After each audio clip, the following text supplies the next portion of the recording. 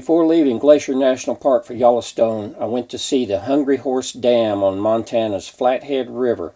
The local residents are very proud of the dam and 30-mile-long reservoir, which creates a recreational mecca for camping, fishing, and boating.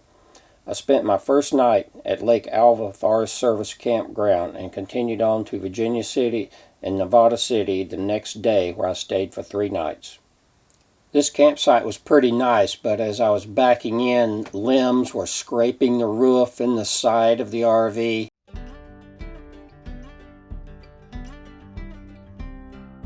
I continued south the next morning along Seeley Lake and Salmon Lake on Highway 83 on my way to Nevada City and Virginia City.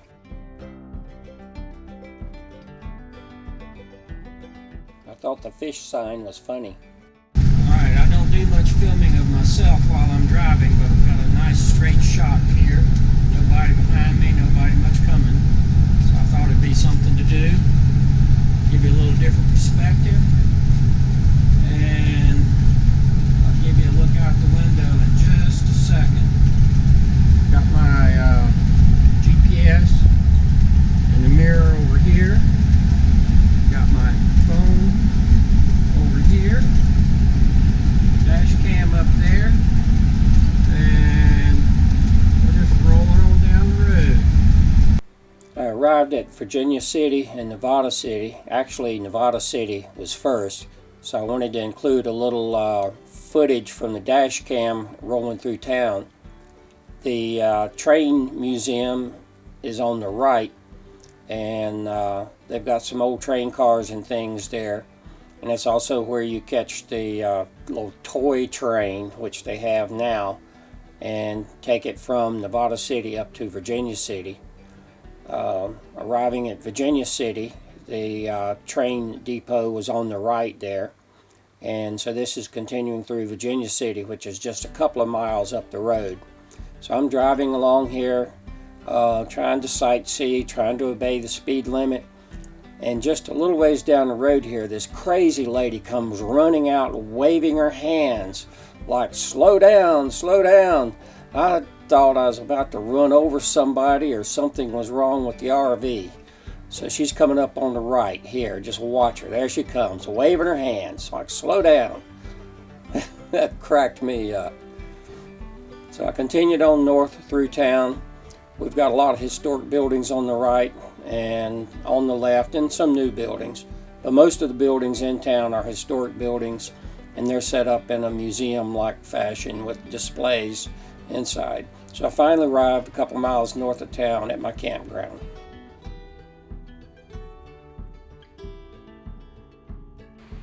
This is the original steam engine that they had, where they were pulling cars from Virginia City to Nevada City and back, but they didn't have anybody to keep it in good working order, so they stopped using it and replaced it with this little toy train, which is something you might find in a fair or a zoo or something like that. Needless to say, I was greatly disappointed, but on the ride, the guides were given a good description of the things that we were going by and what we were seeing. We're leaving Nevada City, headed north toward Virginia City, and on the right coming up, you'll see some mounds of dirt. Those are the tailings from all the gold mining operations in the creek that runs along from Nevada City to Virginia City.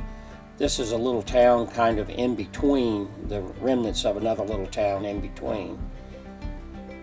So we're continuing on down the track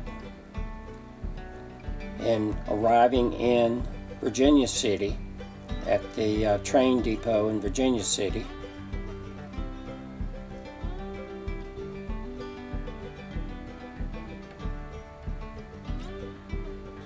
This is the little train that we were riding on.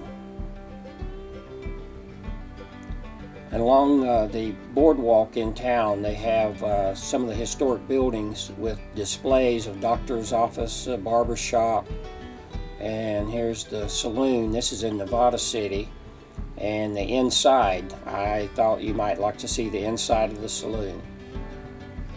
This is walking down the boardwalk of Nevada City. just to give you an idea of what it looks like.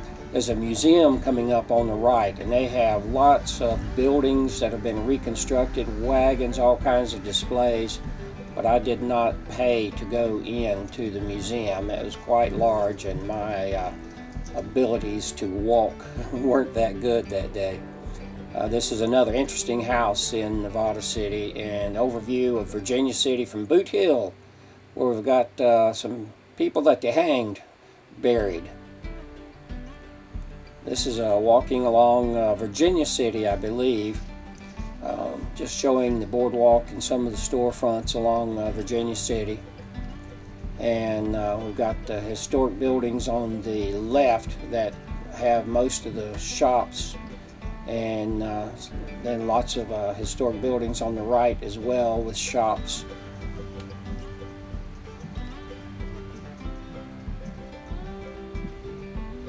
There's a small free museum in Virginia City, and Nevada City is the one that has the huge basically city that's been reconstructed, where they brought buildings in from all around and erected them and collected up quite a bit of stuff to look at.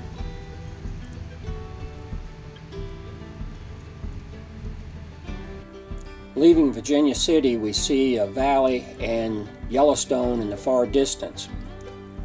Going down into the valley, I travel along the Madison River, which flows out of Yellowstone.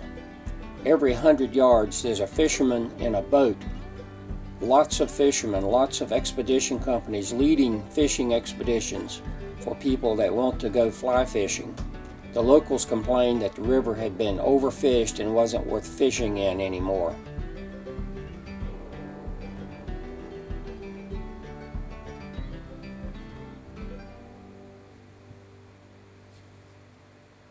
I arrived at Henry's Lake, which is my next stop along the way. It's located about 12 miles from the entrance to Yellowstone. All right, I'm at Henry's Lake State Park. I've got a nice lakeside campsite here. I'm gonna walk out here and let you see what my view is from the RV.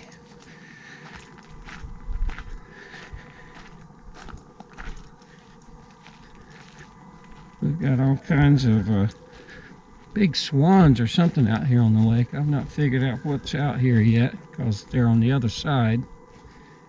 And there's lots of people been out fishing all day long. There's one guy still out there giving it a try.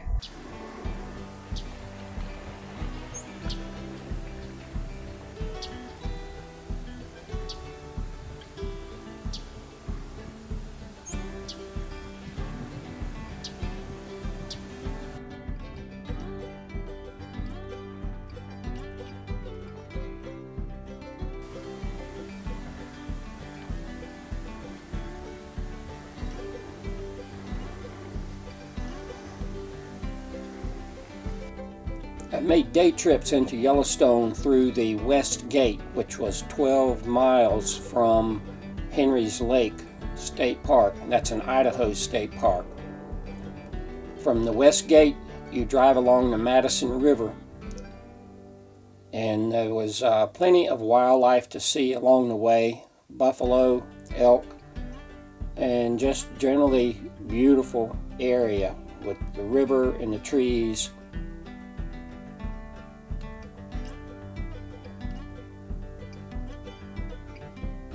Here's some of the wildlife I saw on the way in.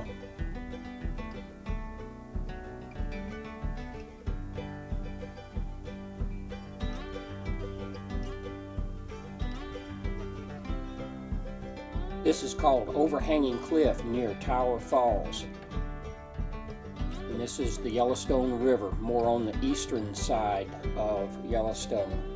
We're traveling south on the loop road from Madison Junction. There was a tremendous amount of traffic and cars, people parked on the side of the road. Traffic was backed up trying to get into the Grand Prismatic Spring. And occasional bicyclists and everything. It's a very busy section along the geysers. There's upper, middle, and lower geyser basins. This is the Grand Prismatic Spring here.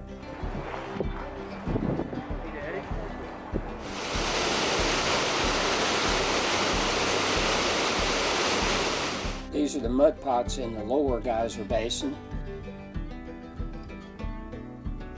and the spring in the same lower geyser basin,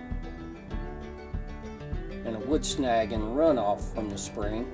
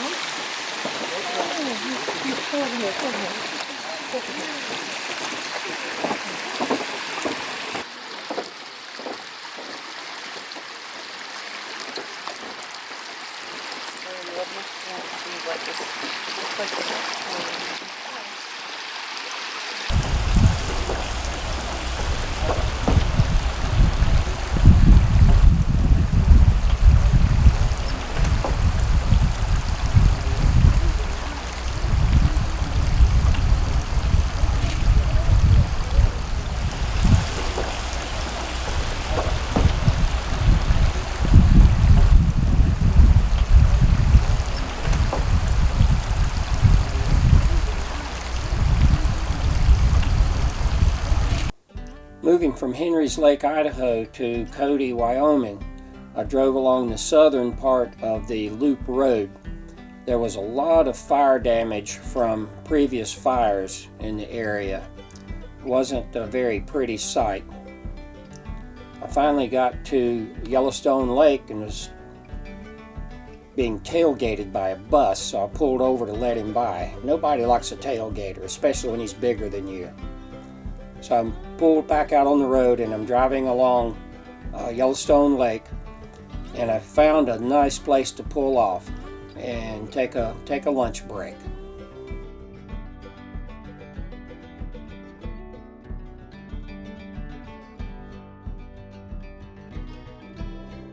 I left West Yellowstone this morning, headed toward Cody, going through Yellowstone National Park around to the south by Yellowstone Lake, and pulled over for lunch.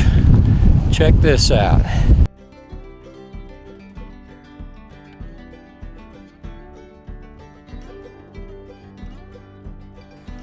I got back out on the road and immediately ran into a construction zone. There was a lot of construction in Yellowstone, but summertime is the only time they can work on the roads, so you just have to live with it.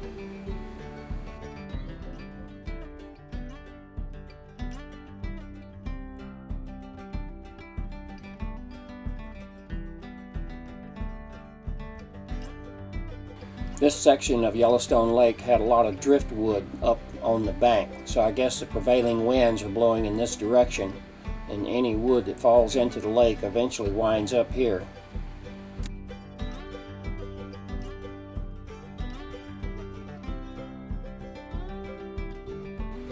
As I continued on around Yellowstone Lake, there was more fire damage along both sides of the road.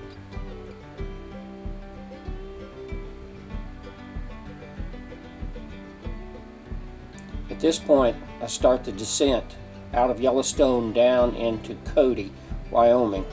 It is a very long 8 miles or so of downhill, curvy road. The landscape transitioned from the rich forest of Yellowstone finally into more desert-like rocky terrain at the lower elevations around Cody.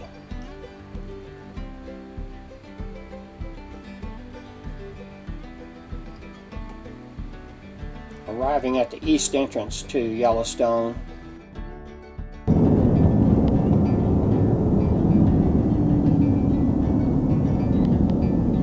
when I passed the buffalo walking down the middle of the road, I was hoping he didn't spear me in the side with his horns.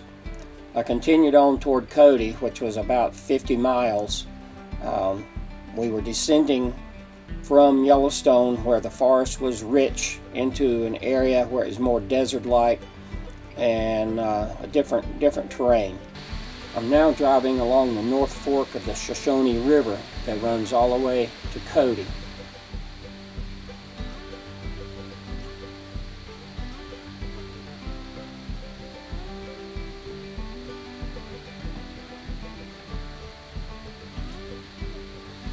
This is the Buffalo Bill Reservoir and Dam.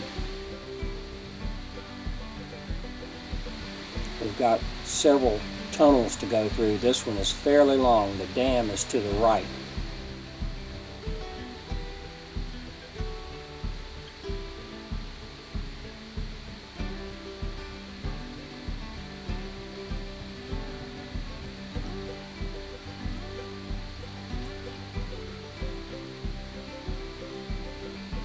Finally arriving at the RV park in Cody.